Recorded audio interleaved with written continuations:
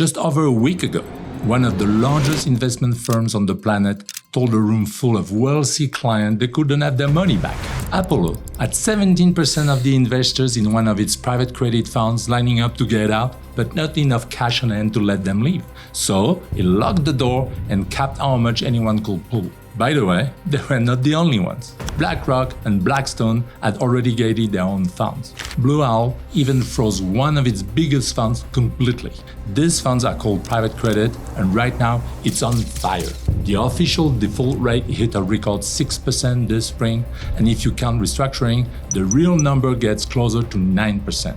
It's funny because, outside finance, nobody can tell you what private credit is. For years, the people running those funds promised that losses were almost impossible. That promise is the exact same thing subprime lenders said in 2007. And this obscure corner of finance grew into a $2 trillion machine where investment funds lend money to companies that banks won't touch. By the end of this video, you'll understand what private credit actually is. I'll tell you why some of the sharpest people in finance are comparing today to the months before 2008. This is not just a problem for the US. It could pull the whole world into the next global financial crisis. My name is Bertrand, and I've been doing business in this world for years. What I see from the inside is what I share on this channel. If that's useful to you, subscribe. Private credit is a loan made to a company by an investment fund instead of a lender you will know about. There's no branch, no public paperwork. A fund raises money, finds a business that needs cash, and writes the loan directly on terms the two of them settle in a room. Nobody rates it or trades it, and until this year, almost nobody outside the specialist press bothered to write about it. It grew for a simple reason. After 2008, regulators made it far more expensive for traditional lenders to hand money to mid-sized companies. Those companies got turned away, and a handful of enormous funds rolled straight into the gap. Apollo, Blue Owl, and a few others built an entire industry lending to businesses the whole system had given up on. The money to do that came from somewhere specific, and this is the part that matters later. Roughly 28% of the capital in private credit is pension money. Another 9% comes from insurance companies. That's the retirement savings of ordinary people, locked away for years, funding loans they will never see. For a long time, it worked perfectly, because rates were on the floor, and any business that got into trouble could simply refinance. That world is gone. Rates climbed and never came back down. Most of these loans carry a floating rate, so when the cost of borrowing goes up, the interest goes up with it. A business that was paying $4 million a year in interest is now paying $8 on the exact same debt. Plenty of them borrowed when money was cheap and simply can't carry the new number. Then came the part nobody priced in. Around 25% of the whole market is related with software companies. No need to say, the AI boom had investors suddenly roaring about the health of those businesses. A loan to a company that might not exist in 3 years is worth a lot less than the fund is telling everyone. That's when the exits filled up. The people who put money into those funds knew the rules going in. You could take some cash out each quarter, and you collected 8 to 12% a year for accepting that limit. It was written into the terms from day one. The part most people underestimated was sitting underneath. Those loans were never built to be sold in a hurry. So when too many clients asked to leave in the same quarter, the funds couldn't turn the loans into cash fast enough to pay everyone. They pulled the caps their contracts always allowed and slowed the withdrawals down.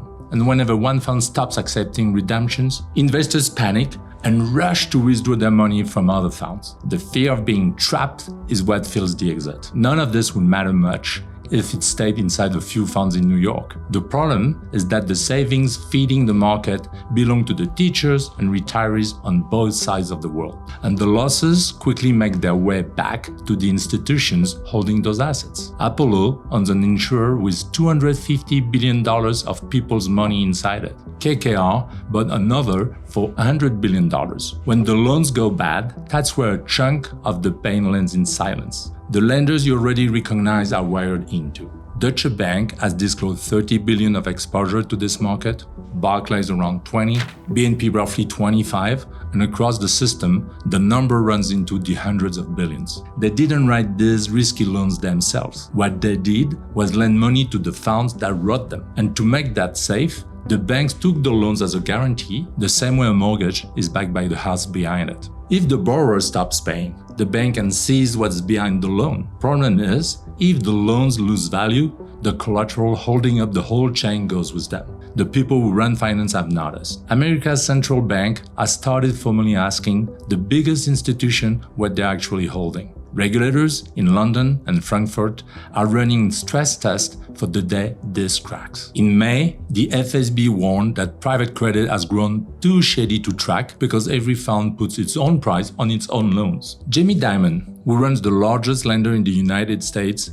told its own shareholders the losses here will land higher than people are admitting. For all that noise, one belief has held the panic together. This is a Western mess, an American one really, and the rest of the world is standing at a safe distance watching it burn. Line up the numbers, and Asia barely shows up in this story. The entire private credit market across the Asia-Pacific region adds up to little more than $100 billion.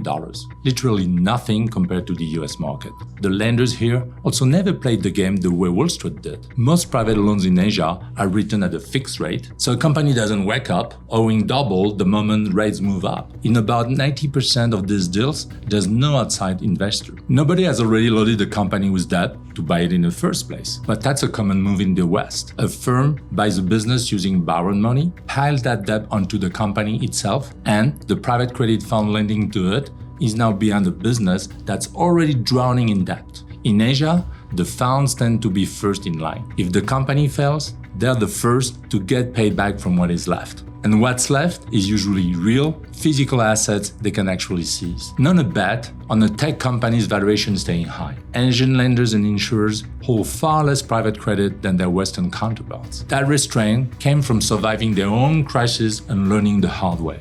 So the picture writes itself. You don't have to worry about it if you or your business are in Asia, right? Well, sorry to break the mood, but wherever you are, you're not safe. Asia is where the world's serious money is parked. Singapore runs some of the largest sovereign funds on the planet. The region is stacked with pension systems and family offices sitting on decades of accumulated savings. And all of that capital needs somewhere to earn. When private credit was paying 9, 10, 11% a year, while everything safe paid almost nothing, that money didn't stay home, admiring how prudent the local market was. It flew to New York. The numbers behind us aren't small. By last year, close to half of the world's sovereign funds were putting money into private credit directly. And a large share of them plan to add more right up until the exits jam. That's a pattern that should concern anyone in the region. The most sophisticated pools of Asian capital, the ones managing national retirement money and old family fortunes, spend years buying into the exact asset class that is now marking itself down. So when a fund in New York freezes, the loss doesn't politely stay in New York. It travels up the chain to whoever put the money in. Sadly, a meaningful slice of that whoever is in Singapore, Seoul, and Hong Kong. A pension fund in Asia can hold a stake in a frozen American vehicle without a single member ever hearing the words private credit. Their retirement is just worthless this quarter and nobody has told them why. This is the trap the caution created. The prudence of Asian lenders became the reason nobody looked closely while the region's savers were building real exposure through the back door. Money moves both ways. While Asian savers were buying into Western funds, those same funds were turning around and pushing billions into Asia. The flow is speeding up now that the home market is saturated and bleeding money. They've started calling the region the next frontier, the place to park capital while the West cleans up its own wreckage. Look at where it's landing.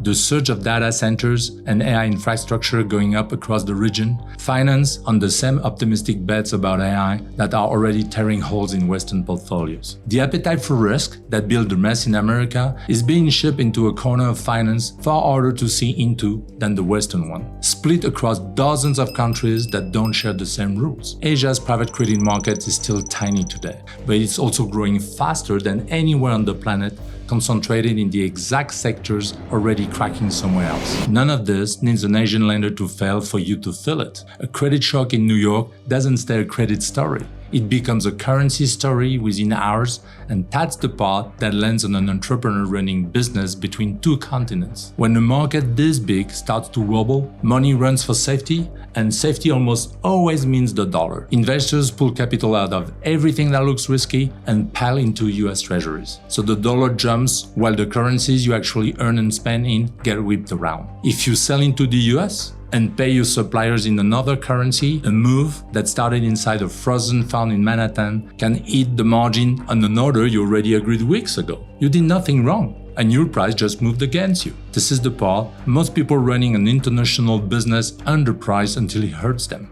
They're obsessed over the supplier price and the shipping costs, both of which they can see, and treat the exchange rate as background noise, something that evens out over time. Except, it doesn't even out during a shock. The worst currency swings don't hit at random. They come all at once when everything else is already going wrong. When sales are down, cash is tight, and that's the exact moment a bad exchange rate hit hardest. At Statrys, we see this constantly.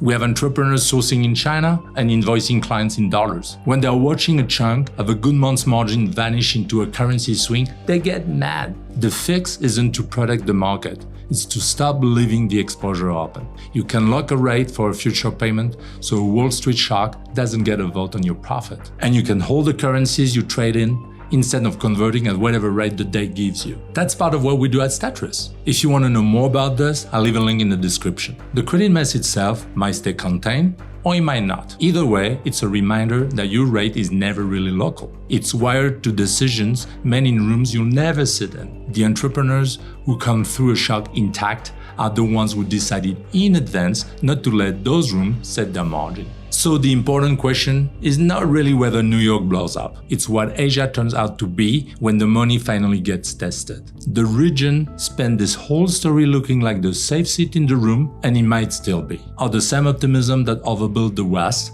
could be overbuilding here too, in a market even harder to see into. Nobody can tell you. What you can do is stop assuming distance means safety, because many people who felt far removed from this are already exposed to it without knowing. Before you go, subscribe. I've been doing business in Asia for 26 years, that's why I created this channel, to share my perspective from the inside. That's the whole promise. If you run money between two continents, I want to hear your opinion about this. Drop it in the comments. See you in the next one.